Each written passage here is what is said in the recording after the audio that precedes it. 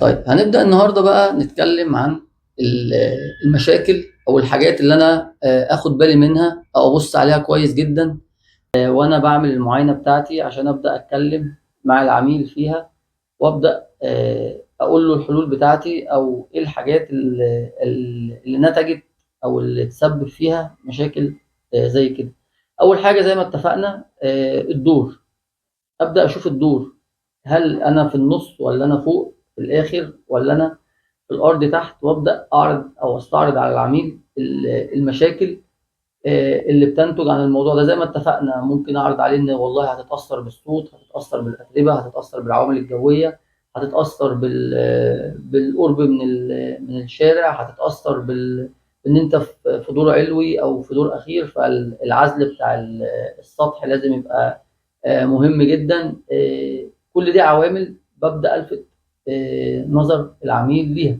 دي اللي ليها علاقه بالموقع الجغرافي ذات نفسه. طيب اللي ملهاش علاقه بالموقع الجغرافي زي ايه مثلا؟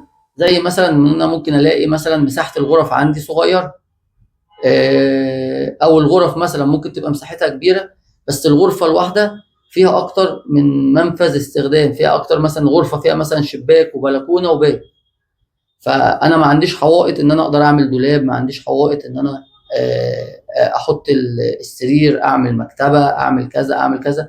الغرفه ممكن تبقى كويسه بس الفتحات اللي موجوده اكله الجدران، فبالتالي مش هقدر اشتغل عليها او ان انا ابدا احط حلول بديله من خلال الديزاين لو ينفع. فدي مثلا اول جزئيه. ممكن مثلا جزئيه تانية يبقى عندي مثلا المكان فيه بلكونات كتير، الغرفه دي فيها بلكونه والغرفه دي فيها بلكونه والريسبشن فيه بلكونه والمطبخ فيه بلكونه، فالعميل ممكن ما يبقاش محتاج البلكونات دي كلها. فانشائيا لو المكان ينفع ان انا ادخل البلكونه في قلب المساحه واستغل المساحه بتاعتها في قلب المكان، فده بالنسبه لي ممكن يبقى مقترح مناسب للعميل. طيب ايه تاني ممكن اتكلم فيه؟ عدد الحمامات. بنخش مثلا شقق او بنخش بيوت او مواقع، عندي مثلا حمام ضيوف وعندي حمام رئيسي وعندي حمام في غرفة النوم وعندي حمام تاني في الغرفة التانية، اربع خمس حمامات مثلا في مساحة 150 متر او في مساحة 120 متر. ممكن العميل ما يبقاش محتاج الكلام ده كله، والله انا ممكن استكفى مثلا بحمام في غرفة الماستر وحمام رئيسي مثلا في الخارج، والحمامات التانية دي ممكن استخدمها في المساحة. فممكن مثلا اخد حمام الضيوف مثلا واعمله مثلا غرفة غسيل، فابقى انا وظفت مساحة معينة للغسيل وادوات النظافة وهكذا. ممكن لا انا ضروري جدا يبقى عندي حمام ضيوف، دي اساسي، في عملاء عندها ده اساسي لازم يبقى عندي حمام ضيوف، ما ينفعش البيت ما يبقاش فيه حمام ضيوف. انا بيجي لي ضيوف كتير او عندي مثلا مدرسين وعندي دروس ويبقوا يعني حابين يخشوا الحمام، فمش هينفع يستخدموا الحمام بتاع البيت، فلازم يبقى عندي حمام مخصص ليهم. فبالتالي اصبحت نقطة حمام الضيوف هنا مهمة ورئيسية، فبالتالي مش هقدر استغنى عنها. فهنا بنتكلم في نقطة مهمة جدا اللي هي ايه؟ اختلاف الاوردر او اختلاف طلبات العميل. طلباتي انا غير طلبات العميل ده، غير طلبات العميل ده، غير طلبات العميل ده. كل واحد فينا ليه طلبات معينه حسب احتياجه، فبالتالي انا بشتغل هنا على ايه؟ على الاحتياج. فما ينفعش انا اشتغل مع نفسي واجمع الافكار في دماغي واروح اشتغل لوحدي وبعد كده يجي العميل يقول لي لا ده اللي انت عامله ده كله غلط، ابقى انا كده بضيع وقت وبضيع مجهود على الفاضي. فالصح ان انا يبقى في مناقشه او تشاور ما بيني وما بين العميل.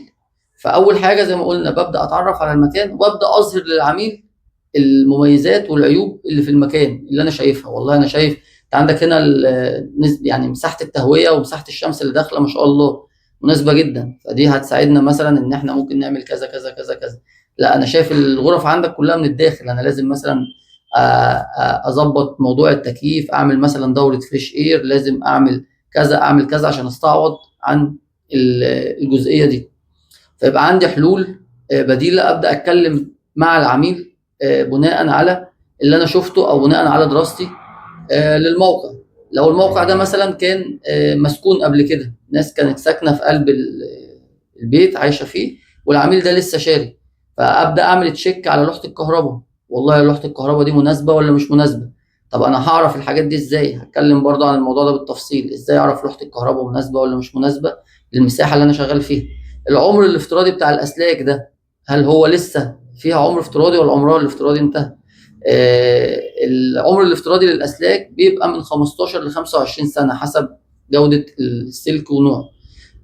فالمفروض ان انا من 15 ل 25 سنه ابدا اغير الاسلاك واستبدلها باسلاك جديده.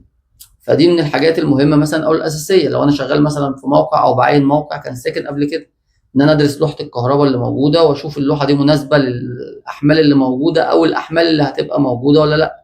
وهنتكلم برضو بالتفصيل عن توزيع الاحمال وتبوير اللوحه وازاي ابدا اوزع اللوحه واعرف انا هحتاج في كل موقع لوحه كام خط.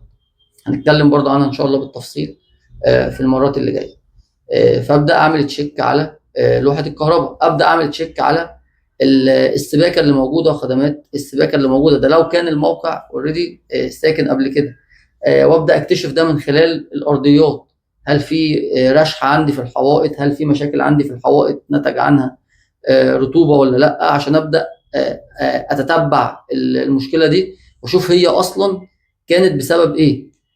هل هي بسبب السقيه مثلا بتاعه البلاط مثلا مش مظبوطه مفتحه، هل هي بسبب ان في بانيو مثلا موجود فالبانيو ده مخروم او مكسور او مش متقفل عليه كويس فهو اللي عامل المشكله بتاعه الرطوبه دي، هل هو بسبب عقله مثلا او حاجه في الحيطه مكسوره او مشروخه فعامله رشح ومبوظه الدنيا، هل هو بسبب مثلا مشكله في الصرف، صرف مكسور او صرف مشروخ. كل دي مشاكل ممكن تكون وارده او مؤديه ان يبقى فيه رطوبه في قلب المكان او في الارضيات. هنتكلم برضو عن الحاجات دي بالتفصيل او بتفصيل اكتر. ابدا اكتشف مثلا لو الشبابيك مثلا او النوافذ راكبه بس تحتيها في الحوائط بايظه، فبالتالي ممكن يبقى عندي مشكله، والمشكله دي على فكره في كومباوندات كتيره بتقع فيها او بنروح بنلاقيها موجوده كمشكله في قلب الموقع.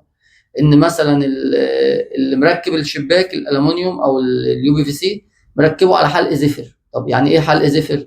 حلق الزفر ده بيبقى عباره عن حلق خشب بدون اي تفاصيل، بيبقى حوالي بوصه او 3/4 بوصه، بيركب على فتحه الشباك، ويجي بعد كده الفني بتاع الالومنيوم او الفني بتاع اليو بي في سي بيركب عليه الشباك ويثبت الشباك فيه.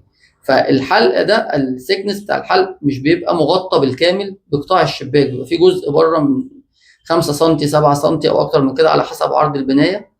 الجزء ده مع ميه المطر بيبدا ان هو يشرب ميه، والميه دي تنزل على الطوب اللي تحتيها تبدا تبوظ لي المساحه اللي تحت الشباك.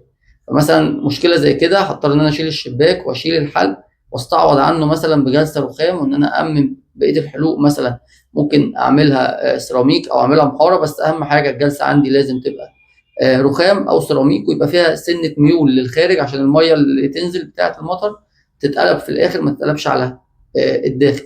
وابدا اعالج مثلا المشكله دي وابدا اظهرها للعميل. فدي من ضمن المشاكل اللي هتقابلني اللي انا لازم ابص عليها مثلا واخد بالي منها. وحلها مثلا بيبقى بسيط، مش حلها مش كبير، مش ان انا هرمي الشباك الا لو طبعا المشكله اصلا في الشباك، تقفيله مش كويس، لحماته مش كويسه، فالمطر لما بيجي عليه بيبدا الشباك اصلا هو اللي يدخل ميه جوه، او العزل بتاعه مش كويس، الفني اللي ركب الشباك مثلا ما عزلوش كويس، ما حقنش فوم، ما عزلش بالسيليكون، ما ظبطش مجاري الميه، فبالتالي المشكله اصبحت هنا في الشباك مش في حلق الشباك. فدي كلها مثلا نقط مهمه ونقط جوهريه المفروض ان انا اخد بالي منها وانا بعمل معاينه للمكان او انا ببص على المكان. يبقى تالت حاجه هبص عليها المشاكل المحيطه في المكان، وابدا اشوف المشاكل دي سببها ايه، تمام، وابدا اشوف علاجاتها ايه وابدا اتناقش فيها مع العميل. طيب رابع حاجه ان شاء الله هقولها لكم الحلقه الجايه.